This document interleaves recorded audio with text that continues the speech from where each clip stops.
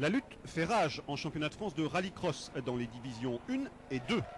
Et l'épreuve de Dreux, avant-dernière manche de la saison, ne déroge pas à la règle. Preuve en sont les passes d'armes toujours aussi spectaculaires en finale B division 1 qui ont opposé Jean-Michel Limoux et Christian Meignier. Une finale B au terme de laquelle le pilote Ford arrachera de justesse une qualification importante pour la finale A. En effet, ce dernier est à la lutte pour le titre de champion 2003 avec David Mellier, leader du championnat et signataire de la pole position de la grande finale, Hervé Knappik ou encore Laurent Terroitin, très en forme depuis son retour à l'OEAC. Malheureusement, Christian Meignier sera forfait pour la finale A et devra assister impuissant depuis le bord de la piste à l'excellent envol du revenant Christophe Vaison, leader au premier freinage, tandis que Laurent Terroitin et David Mellier se gênent en allant en contact.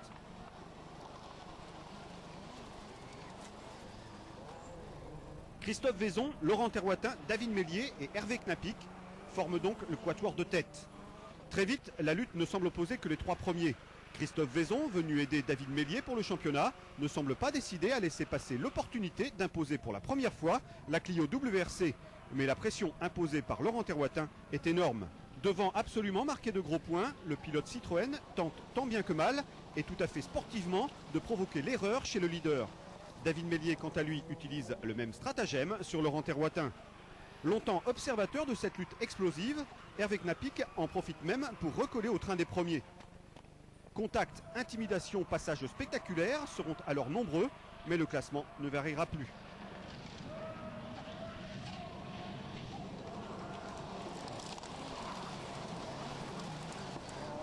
Et c'est finalement Christophe Vaison qui impose sa Clio WRC, 3 dixièmes devant Laurent Terroitin et moins d'une seconde sur David Mellier.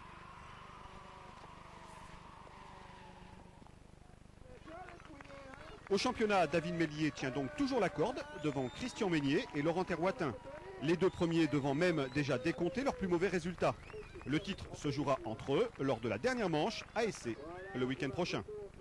Lutte en division 1 mais également en division 2, division dans laquelle Philippe Soler pouvait nourrir l'espoir de coiffer la couronne dès cette épreuve. C'est plutôt mal parti quand il se rate complètement lors du premier départ. Mais la chance est avec lui quand Dany Moreau et Laurent Chartrain s'accrochent, occasionnant un drapeau rouge.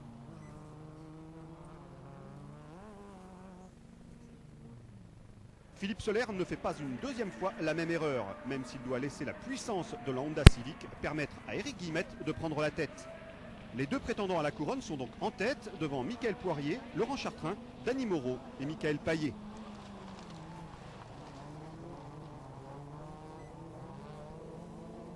Sachant une seconde position suffisante pour coiffer la couronne, Philippe Soler ne sera jamais trop menaçant sur un Éric Guillemette, tout heureux de démontrer une nouvelle fois le redoutable potentiel de sa monture japonaise. Soler doit malgré tout surveiller ses rétros et le duel acharné qui oppose Mickaël Poirier et Laurent Chartrain. Ces deux pilotes se livreront une superbe bataille tout au long des 6 tours et au final, l'avantage restera au vainqueur de Faleras, Mickaël Poirier.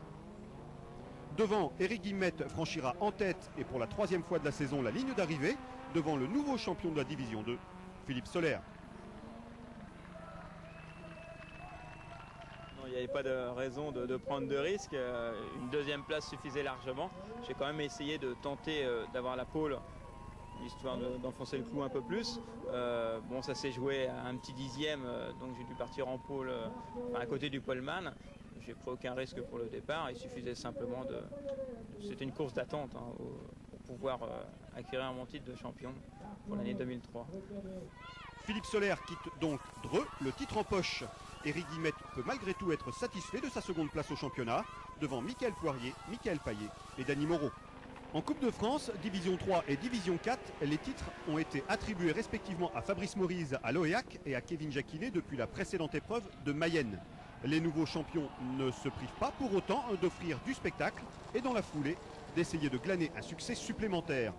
Chose faite en Division 3 pour Fabrice Morise devant les éternels titulaires du podium Philippe Tolmé et Marc Morise.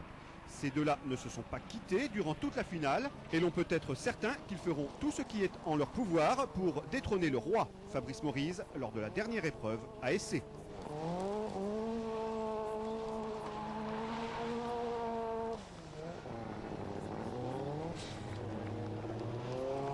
Kevin Jacquinet s'adjuge quant à lui un 6e succès consécutif en Division 4. Dominique Gerbeau, en terminant à la 2e place, remonte à la même position au classement par points de la Coupe, devant Johan Hervé et Pascal Glou. On retrouve d'ailleurs ces deux derniers aux mêmes positions au classement de l'épreuve. La lutte pour le titre de vice-champion sera des plus serrées entre ces 3 pilotes.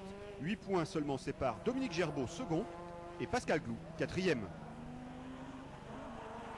L'épreuve de Dreux était également l'ultime manche du challenge Citroën Rallycross, mais aussi la dernière course de la Saxo dans le cadre de cette formule de promotion, avant l'entrée en lice l'année prochaine de la C2. Julien Valdan, vainqueur déclassé à l'Oéac, laisse donc Sébastien Sevaux et Jean-Sébastien Vigion se battre pour le titre. C'est ce dernier qui s'était lancé en tête devant ses camarades, et notamment les rescapés d'un départ tumultueux opposant Sébastien Sevaux et Julien Valdan. Mais le leadership de Jean-Sébastien Vigion ne sera pas de tout repos. Pourtant solide leader, il surveillera tout au long de la course, dans ses rétroviseurs, la position de Sébastien Sevaux, sachant qu'une 2e place de ce dernier serait fatale à ses espoirs d'empocher le titre.